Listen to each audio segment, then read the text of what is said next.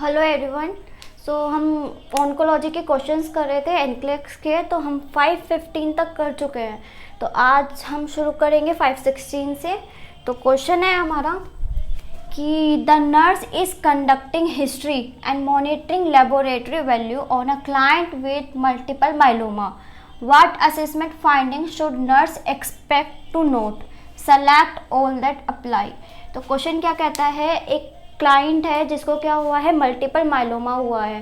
तो नर्स जो है इस मल्टीपल माइलोमा वाले पेशेंट की लेबोरेटरी रिपोर्ट्स को चेक कर रही है। तो इनमें से कौन सी फाइंडिंग जो है नर्स रिपोर्ट करेगी जो रिलेटेड होगी किससे, मल्टीपल माइलोमा से। ठीक है, select all that apply. It means कि एक से ज़्यादा ऑप्शन जो है इसमें करेक्ट है। राइट, आप ऑप्शन देख लीजिए। तो हम अगर आप लोग मेरी लास्ट वीडियो देखेंगे तो फिर मल्टीपल माइलोमा को मैंने ब्रीफली डिस्कस किया है। राइट, तो मल्टीपल माइलोमा में क्या होता है, इसके सिम्टम्स क्या है, इसका कोज क्या है, हमने ब्रीफली डिस्कस किया है लास्ट वीडियोस में, अगर आप देखेंगे तो मल्टीपल माइलोमा में क्या होता है, प्रोलिफरेशन हो जाता है प्लाज्मा सेल्स का। राइट, एबनॉर्मल प्रोलिफरेशन हो जाता है किसका, प्लाज्मा सेल्स का। राइट, इसको हम क्या कहते हैं, मल्टीपल माइलोमा। ठीक है, फिर हमने साइन एंड सिम्टम्स की अगर हम बात करें तो साइन एंड सिम्टम्स हमने किससे याद रखा था, क्रैब से। राइट, क्रैब मतलब इंक्रीज कैल्शियम। राइट, आर मतलब रीनल फेलियर, ए मतलब एनीमिया और बी मतलब bone depression. Right, bone depression. Calcium, increase calcium क्यों हो रहा है, क्योंकि जो एबनॉर्मल सेल्स रिलीज हो रही हैं मल्टीपल माइलोमा में, वो क्या कर रही हैं, एंटीबॉडी रिलीज कर रही है। और एंटीबॉडी क्या कर रही है, ओस्टियोक्लास्ट की एक्टिविटी को बढ़ा रही है। राइट, ओस्टियोक्लास्ट की एक्टिविटी अगर इंक्रीज होगी, ओस्टियोक्लास्ट की एक्टिविटी इंक्रीज होगी तो ओस्टियोक्लास्ट क्या करेगी, बोन को ब्रेक करेगी। राइट, बोन को ब्रेक करेगी और बोन जब टूटेगी तो क्या रिलीज होगा, कैल्शियम रिलीज होगा। और ये कैल्शियम कहाँ जाएगा, ब्लड के अंदर जाएगा, बोन से निकल करके ब्लड के अंदर जाएगा और पेशेंट को क्या होगा, हाइपर कैल्सीमिया।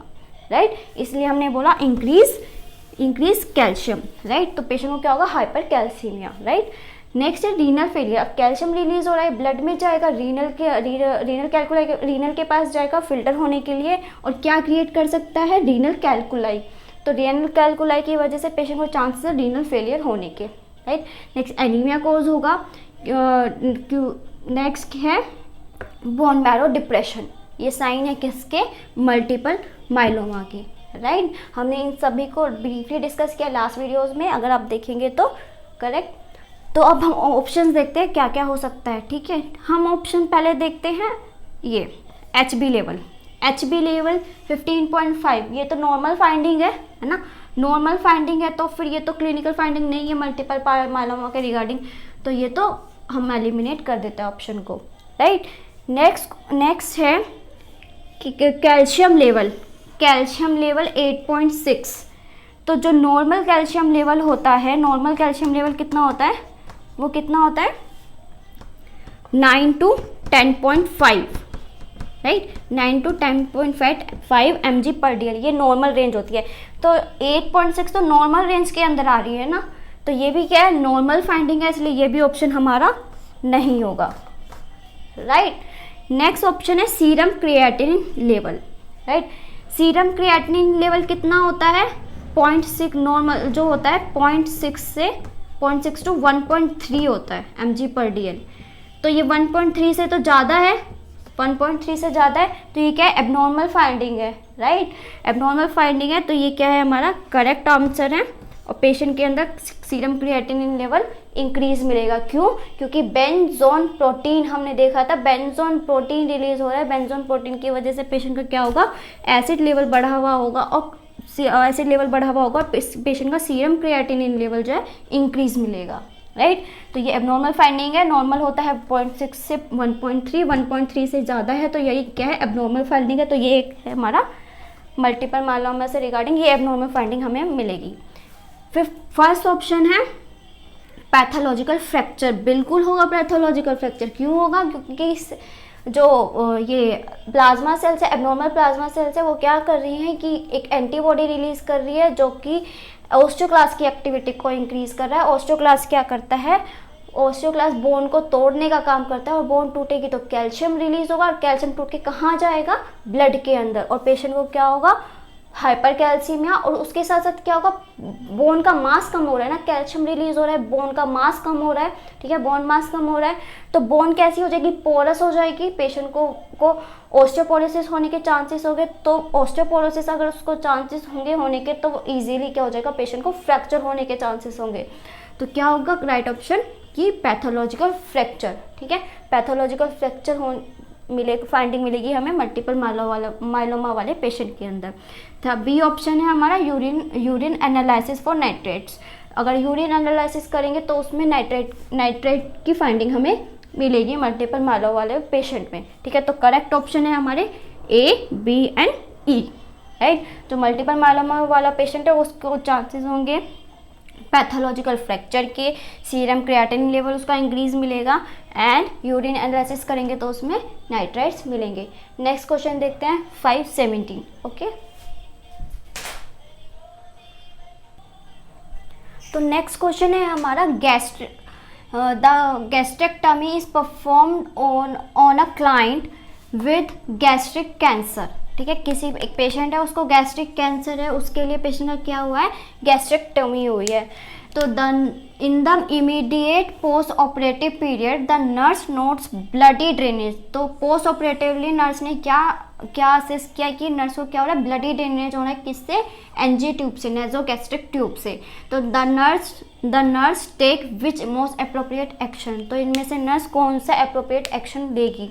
तो एक क्लाइंट है जिसको गैस्ट्रेक्टमी हुई है क्योंकि उसको गैस्ट्रिक कैंसर है, ठीक है, राइट। तो जो क्लाइंट है वो पोस्ट ऑपरेटिव होकर के इमीडिएट आया है अपने वार्ड में या रूम में, तो उसको क्या हुआ है, एनजी ट्यूब से, नेसोगैस्ट्रिक ट्यूब से ब्लडी ड्रेनेज होने लगा इमीडिएटली पोस्ट ऑपरेटिवली। तो नर्स ने ये असेस किया, तो नर्स इनमें से अब कौन सा एक्शन करेगी इस साइन के अगेंस्ट, ठीक है। तो नर्स क्या करेगी, तो सबसे पहले तो हमें ये पता होना चाहिए अगर कोई क्लाइंट पोस्ट ऑपरेटिवली आया हो, उसको एनजी ट्यूब लगी है, तो पोस्ट ऑपरेशन के 24 आवर तक, राइट, 24 आवर तक जो ड्रेनेज होता है वो नॉर्मल होता है, राइट। पोस्ट ऑपरेटिवली 24 आवर तक एनजी ट्यूब से ब्लडी ड्रेनेज नॉर्मल होता है, ठीक है। पहले ब्लडी ड्रेनेज होगा, फिर ये स्लाइड येलो ड्रेनेज होगा, येलो होगा, फिर वो क्लियर होगा, फिर क्लियर फ्लूइड में कन्वर्ट होगा, राइट। तो 24 आवर तक जो ब्लडी ड्रेनेज है वो नॉर्मल फाइंडिंग मानी जाती है, राइट। तो इनमें से क्या करेक्ट ऑप्शन होगा, तो नर्स क्या करेगी इस चीज़ के लिए, मेजर द एब्डोमिनल गर्थ। क्या एब्डोमिनल गर्थ मेजर करेगी, अगर ब्लडी ड्रेनेज हुआ है तो क्या नर्स एब्डोमिनल गर्थ मेजर करेगी। एब्डोमिनल गर्थ हम एब्डोमिनल के डिस्टेंशन को मेजर करने के लिए मेजर करते हैं एब्डोमिनल गर्थ। तो ये तो ऑप्शन नहीं होगा क्योंकि ये रिलेटेड है किससे, एब्डोमिनल डिस्टेंशन से, राइट। नेक्स्ट ऑप्शन है इरिगेट द एनजी ट्यूब। बिना डॉक्टर के प्रिस्क्रिप्शन के नर्स जो है एनजी ट्यूब को इरिगेट नहीं कर सकती, ठीक है। तो ये भी क्या है, नेगेटिव ऑप्शन है, तो ये भी ऑप्शन हमारा नहीं होगा, ठीक है। फोर्थ ऑप्शन है notified the health care provider. क्या हेल्थ केयर प्रोवाइडर को इन्फॉर्म करेगी इमीडिएटली, तो ये तो इनिशियल एक्शन नहीं है ना, मोस्ट अप्रोप्रिएट एक्शन नहीं है ये। तो नर्स क्या करेगी, जो एनजी ट्यूब से जो ब्लडी ड्रेनेज हो रहा है 24 आवर तक, जैसे हमने बात करी 24 आवर तक नॉर्मल फाइंडिंग होती है, ठीक है। तो नर्स क्या करेगी, कंटिन्यू टू मॉनिटर करेगी ड्रेनेज को, ठीक है। कब तक, 24 आवर तक नर्स देखेगी कि कितने की जो ब्लडी ड्रेनेज है वो 24 आवर के बाद भी अगर कंटिन्यू रहता है ब्लडी ड्रेनेज, तब नर्स क्या करेगी, नोटिफाई करेगी हेल्थ केयर प्रोवाइडर को, बल्कि 24 आवर तक जो है कंटिन्यू रखेगी मॉनिटरिंग द ड्रेनेज को कंटिन्यू रखेगी मॉनिटरिंग पर, राइट। और क्वेश्चन में क्या बोला, इमीडिएट, है ना, इमीडिएट पोस्ट ऑपरेटिव पीरियड में क्या हुआ, पेशेंट को ब्लडी ड्रेनेज हुआ है, यानी इमीडिएट हुआ है विद इन द 24 आवर्स से, राइट। तो नर्स क्या करेगी, कंटिन्यू मॉनिटरिंग करेगी ड्रेनेज की, क्योंकि it is a normal finding, right. तो ये ऑप्शन हमारा करेक्ट है। नेक्स्ट क्वेश्चन देखते हैं 518। तो नेक्स्ट क्वेश्चन है हमारा, the nurse is teaching a client about a risk factor associated with colorectal cancer, right.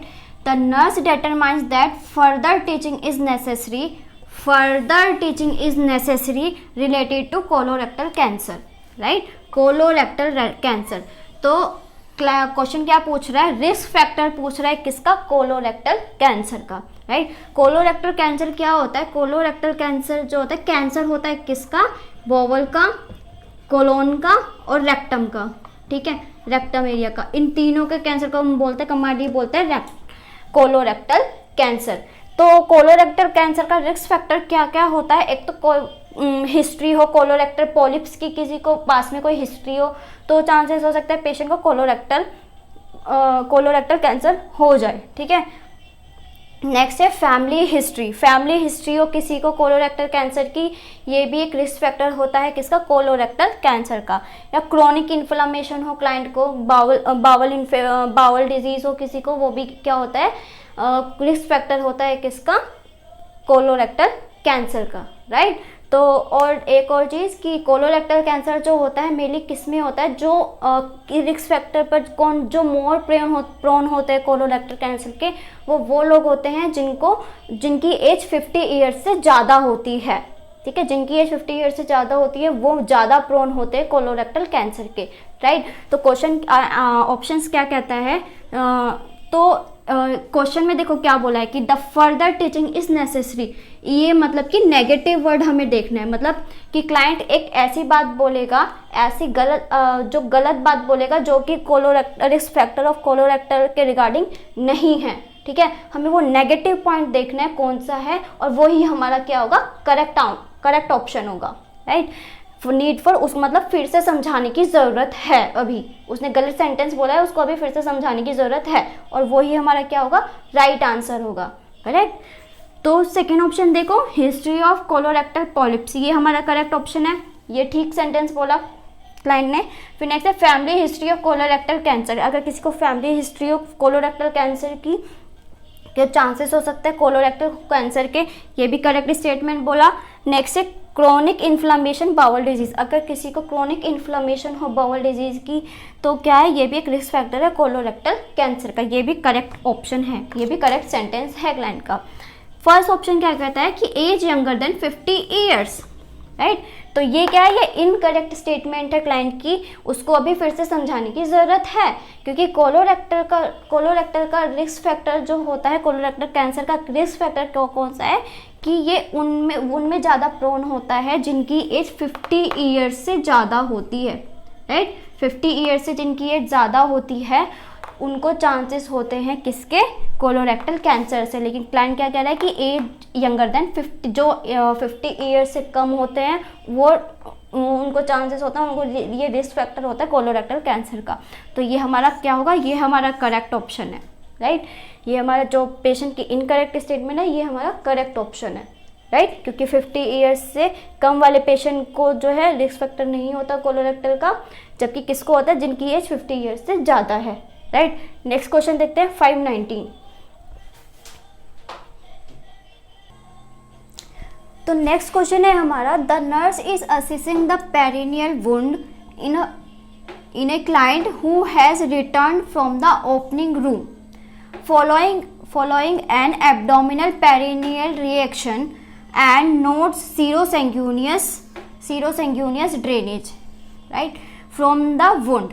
Which nursing intervention is the most appropriate? कौन सा मोस्ट अप्रोप्रिएट नर्सिंग एक्शन होगा? तो क्वेश्चन है, एक नर्स है वो असेस कर रही है जिसको क्या हुआ है, पेरिनियल वुंड को असेस कर रही है इन अ क्लाइंट, जिसको कि कहाँ से आया, जो opening from the following an abdominal perineal reaction, ठीक है, abdominal perineal operation reaction and note serosanguineous fluid. तो एक क्लाइंट है जो ऑपरेट होकर के आया है और उसको एब्डोमिनल पेरिनियल रिएक्शन हुई है एंड नोट, और नर्स जो है नोट करती है उसको क्या हो रहा है, सीरोसैंग्यूनियस ड्रेनेज हो रहा है, राइट, फ्रॉम द वुंड से क्या हो रहा है, सीरोसैंग्यूनियस ड्रेनेज हो रहा है। तो नर्स इसमें से क्या नर्सिंग इंटरवेंशन मोस्ट अप्रोप्रिएटली करेगी, ठीक है। जो टाइप सीरोसैंग्यूनियस जो है ये टाइप्स ऑफ फ्लूइड में आता है, राइट।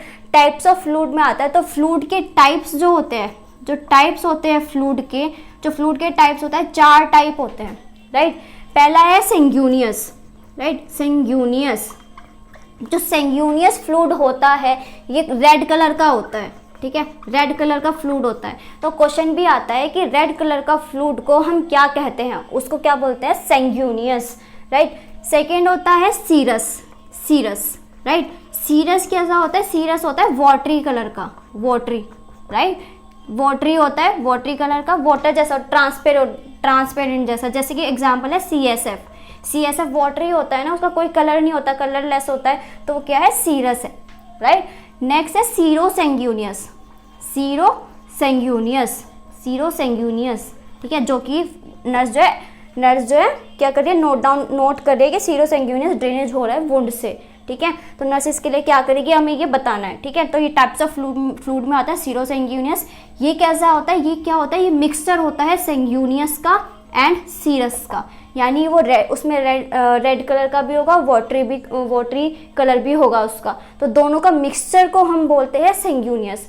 और नेक्स्ट टाइप जो होता है वो होता है पुरुलेंट, पुरुलेंट, पुरुलेंट फ्लूइड जो होता है उसको क्या होता है, फ्लूइड होता है विद पस के साथ, राइट, उसको हम बोलते हैं पुरुलेंट फ्लूइड, ठीक है, यानी फ्लूइड जो होगा उसमें पस प्रेजेंट होगी, राइट। तो फ्लूइड जो है 4 टाइप के होते हैं, सेंगुनियस, सीरस, सीरोसेंगुनियस एंड पुरुलेंट। सीरस जो सेंगुनियस होता है ये रेड कलर का फ्लूइड होता है, राइट। जो सीरस होता है ये वाटरी कलर का फ्लूइड होता है, फॉर एग्जांपल CSF। एंड सीरोसेंगुनियस ये मिक्सचर होता है सेंगुनियस एंड सीरस का, राइट। और ये जो पुरुलेंट होता है ये फ्लूइड होता है जिसमें पस प्रेजेंट होती है, राइट। तो अब देखते हैं नर्स क्या करेगी। तो न क्या ऑप्शन ए कहता है कि clamp the surgical drain, surgical drain को क्लैम्प करना है, नहीं, जब तक डॉक्टर नोटिफाई ना करे हमें ड्रेन को क्लैम्प नहीं करना होता, राइट। तो ये तो ऑप्शन हम डिलीट करेंगे। फिर थर्ड ऑप्शन कहता है नोटिफाई द HCP। क्या HCP को नोटिफाई करने की ज़रूरत है, नहीं, हमें नोटिफाई करने की ज़रूरत नहीं है HCP को, राइट। फोर्थ ऑप्शन कहता है remove and replace the perineal package. जो पेरिनियल पैकेज है हमें उसको रिमूव करना है, हमें रिमूव नहीं करना होता, हमें रिमूव करना होता है 5 to 7 डेज के बाद, राइट। तो 5 और या फिर डिपेंड करता है एज प्रिस्क्राइब बाय डॉक्टर, या फिर डॉक्टर पर डिपेंड करता है, जब तक डॉक्टर प्रिस्क्राइब नहीं करेगा तब तक हमें रिमूव नहीं करना है, ना ही रिप्लेस करना है। अगर करना है तो 5 to 7 डेज के बाद करना है, राइट। तो नेक्स्ट, तो सेकेंड ऑप्शन कहता है change the dressing as prescribed, right. First option में था कि क्लैम्प द सर्जिकल ड्रेन, हम सर्जिकल ड्रेन को क्लैम्प नहीं करेंगे, क्लैम्प हमें नहीं करना होता है, राइट।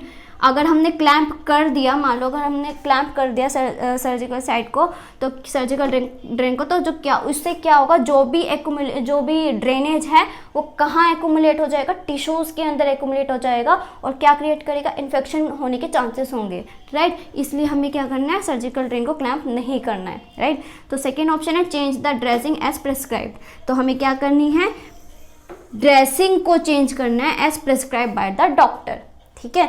तो हमें सर्जिकल ड्रेन को क्लैम्प नहीं करना है, क्योंकि चांसेस होंगे एक्यूमुलेट होने के ड्रेनेज के, किसमें, टिश्यूज़ में, और ये क्रिएट कर सकता है, इन्फेक्शन क्रिएट कर सकता है, इसलिए ऑप्शन फर्स्ट नहीं है। हेल्थ केयर को इन्फॉर्म नोटिफाई करने की अभी ज़रूरत नहीं है। फिर फोर्थ ऑप्शन कहता है remove the replace and perineal package, हम पेरिनियल पैकेज को ना रिमूव करते ना रिप्लेस करते 5 to 7 डेज तक, और as prescribe by the doctor. तो करेक्ट ऑप्शन क्या होगा, चेंज करनी है ड्रेसिंग को एज प्रिस्क्राइब्ड, ठीक है। हमें नर्स क्या करेगी, ड्रेसिंग को चेंज करेगी एज प्रिस्क्राइब्ड, राइट। तो ये हमारा करेक्ट ऑप्शन है। नेक्स्ट क्वेश्चन देखते हैं 520।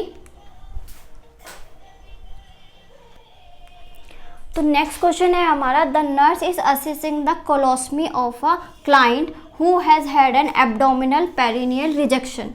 क्लाइंट को क्या हो गया है, एब्डोमिनल पेरिनियल रिजेक्शन हो गया है, तो उसको कोलोस्टमी लगाई गई है for the bowel tumour, which assessment finding indicate that the colostomy is beginning beginning to function. तो क्या पूछ रहे हैं कि पेशेंट को क्या हुआ है, कोलोस्मी हुई है। तो कोलोस्मी ने वर्किंग करना शुरू कर दिया है कि नहीं कर दिया है, तो इसमें से कौन सी इंडिकेशन ये डिफाइन करेगी, राइट।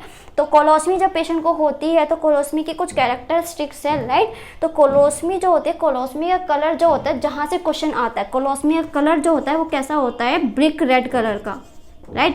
ब्रिक रेड कलर का कोलोस्मी का कलर होता है, पहली चीज़। दूसरी चीज़ कि हम इसको सोप एंड वाटर से वॉश कर सकते हैं, ठीक है। सोप एंड वाटर से हम कोलोस्मी को वॉश कर सकते हैं। नेक्स्ट चीज़ कि जब कोलोस्मी वर्किंग कर within 24 hours post operatively, within 24 hours के अंदर कोलोस्मी जो है वर्क करना शुरू कर देती है, ठीक है। और हमें पता कैसे चलेगा कि कोलोस्मी ने वर्क करना शुरू कर दिया है कि नहीं, जब बावल साउंड रिटर्न हो जाएगी, राइट। बावल साउंड रिटर्न हो जाएगी, या फिर पेरिस्टाल्सिस मूवमेंट, पेरिस्टाल्टिस मूवमेंट जो है रिटर्न हो जाएगा, राइट। पेरिस्टाल्टिस मूवमेंट जो है रिटर्न हो जाएगा। नेक्स्ट चीज, जब फ्लैटस पास होंगे पेशेंट को, तो ये इंडिकेट करेगा किसको, कि कोलोस्मी ने वर्क करना शुरू कर दिया है, राइट। तो ये कुछ कैरेक्टरिस्टिक है कोलोस्मी की, जो जिसमें से 1 वर्ड के क्वेश्चंस भी एग्जाम में आते हैं कि कोलोस्मी का कलर क्या होता है, ब्रिक रेड कलर होता है। किससे वॉश कर सकते हैं, सोप एंड वाटर से वॉश कर सकते हैं। विदिन 24 के अंदर कोलोस्मी जो वर्क करना शुरू कर देती है। कब पता चलेगा कोलोस्मी ने काम करना शुरू कर दिया कि नहीं कर दिया, 3 कंडीशन है, पेरिस्टाल्सिस मूवमेंट रिटर्न हो जाए तब, बाउल साउंड रिटर्न हो जाए तब, या फिर पेशेंट जो है फ्लैटस पास हो जाए तब। तो इस कंडीशन से हमें पता चल जाएगा कि कोलोस्मी ने वर्क करना शुरू कर दिया है, राइट। तो इनमें से कौन सा ऑप्शन है हमें ये बताता है कि कोलोस्मी ने वर्क करना शुरू कर दिया है, राइट। तो सेकेंड ऑप्शन है absent bowel sound. Absent bowel sound है अगर, तो क्या पेशेंट के पेरिस्टाल्सिस मूवमेंट रिटर्न हो गए हैं, नहीं हुए हैं। तब हमने क्या बात करी थी, बावल साउंड जब रिटर्न हो जाए तब हमें पता चलता है कि कोलोस्मी ने वर्क करना शुरू कर दिया, लेकिन ये बोल रहा है एब्सेंट। तो एब्सेंट है अभी, इसका मतलब कोलोस्मी में अभी वर्क करना शुरू नहीं किया है, राइट। तो ये ऑप्शन हमारा है गलत। तो नेक्स्ट है कि the client's ability to tolerate food. क्या ये बताएगा हमें कि कोलोस्मी ने वर्क करना शुरू कर दिया है कि नहीं। पेशेंट जो है एनपीओ पे रहता है ना, पेशेंट जो है एनपीओ पे रहता है, नथिंग बाय माउथ पे रहता है। कब तक, जब तक कि पेरिस्टाल्सिस मूवमेंट रिटर्न ना हो जाए पेशेंट का। जब पेशेंट पोस्ट ऑपरेटिवली आता है, ऑपरेशन से आता है, ऑपरेशन होकर के आता है, तो उसको जब तक कि पेरिस्टाल्सिस मूवमेंट रिटर्न ना हो जाए तब तक पेशेंट को एनपीओ रखा जाता है, राइट। तो पेशेंट को तो कुछ खा ही नहीं रहा है, तो हम इससे कैसे पता लगा पाएंगे, है ना। तो ये भी क्या ऑप्शन हमारा गलत है। नेक्स्ट है ब्लडी ड्रेनेज फ्रॉम द कोलोस्मी। ये अनरिलेटेड है कोलोस्मी से, कि ब्लडी ड्रेनेज फ्रॉम द कोलोस्मी ये अनरिलेटेड है कोलोस्मी से। तो ये ऑप्शन हमारा नहीं है। तो करेक्ट ऑप्शन क्या है हमारा, the passage of the flats. जब पैसेज ऑफ द फ्लैटस होंगे तो हमें पता चल जाएगा पेशेंट का पेरिस्टाल्सिस मूवमेंट रिटर्न हो गया, बावल साउंड रिटर्न हो गई है, तो वो फ्लैटस पास कर रहा है, तो हमें पता चल जाएगा कोलोस्मी जो है, कोलोस्मी ने अपना फंक्शन करना शुरू कर दिया है, राइट। तो ये है हमारा करेक्ट ऑप्शन, राइट। तो ये कुछ क्वेश्चंस थे। नेक्स्ट क्वेश्चन में हम अपने क्वेश्चंस को आगे कंटिन्यू रखेंगे। अगर आपको मेरा क्वेश्चन सीरीज अगर आपको पसंद आई है तो please like, share and subscribe my channel. Thank you so much.